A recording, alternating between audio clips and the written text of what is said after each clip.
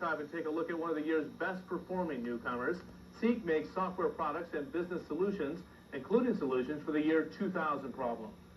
Seek went public in January at $7.25 a share, and it has skyrocketed since then. The stock closed today at 17, below its recent high of 24, but still up 134% since its IPO. Not bad.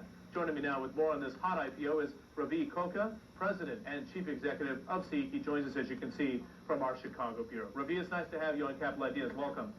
Thank you. We talk a lot about this 2000 problem. Let's see if we can clarify your exposure, because there's a lot of ups and downs affiliated with it. How much of your revenues are derived from dealing with the millennium problem? Last year, almost 85% of the revenue came from year 2000. And we expect this year to be about the same or even higher.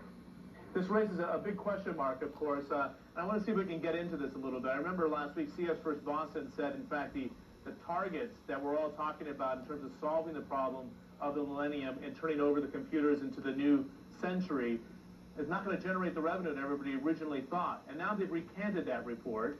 What's at the bottom of this, do you think? I have not seen the report, but I think that report was not well investigated.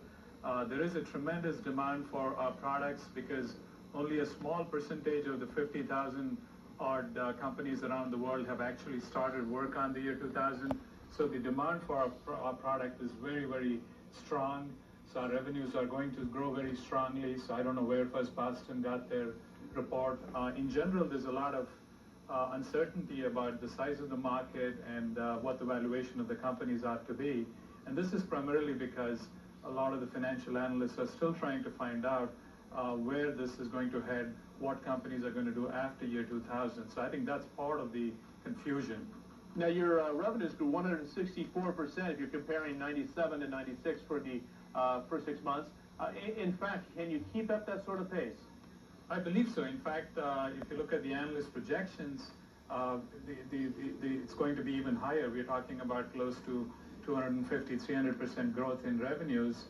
And I think we can sustain that because we sell a product, and the product has been proven, and it's been, large number of banks, insurance, and retail companies have used it. So it's really building our sales and support infrastructure that is really the constraint for us. And we are very rapidly using our IPO proceeds to build a worldwide sales and support infrastructure. Now, I was looking at your losses from 1994 through 1996. You, in 1994, had losses of $220,000, or right about there, and 96, $342,000. What are you expecting for FY97 and FY98 then? The analysts are actually projecting a net income of about $1.2 million on a revenue of 10.8. So we'll actually be positive after the second quarter for fiscal 98. The loss last year represents the build out of the sales and marketing infrastructure, which primarily was, most of the loss was in the fourth quarter, where we added close to 18 sales and support staff worldwide. And that will continue through this quarter ending June. And after that, we expect to be positive, and we'll end the year with, like I said, about a net income of $1.2 million. If you look at the rankings, you're number 6 right now in terms of the IPOs in 1997. We said that you surged about 130%. Are you comfortable with the valuations, or has the market gotten a little bit ahead of you, quite frankly? The reason I'm comfortable is because we have a proven product. We are not a services company, so the constraints on our ability to grow are not as we're not going to be constrained by the availability of trained people. Our products can be sold very widely. We have very strong partnerships with large service providers like IBM, Unisys, Coopers & Lybrand. So we can really reach a very wide community. So I don't think the stock, its valuation, as you know, is very, very difficult to speculate on. But I think if you look at the other comparable companies, our stock was undervalued. And that's one of the reasons why we had a tremendous increase in our valuation, because given our products and our credibility in the marketplace, we were undervalued at the IPO, and that's one of the reasons why the stock, did what it did. And I don't think so. I don't think it's too far ahead. I think we think we will make the numbers.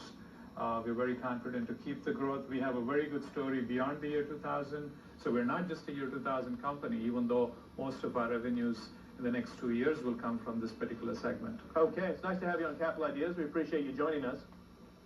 Thank you very much. Yeah, once again, Ravi Kokre is the president and chief executive of Seek, one of the red-hot IPOs of 1997. Coming up on Capital Ideas, our Wednesday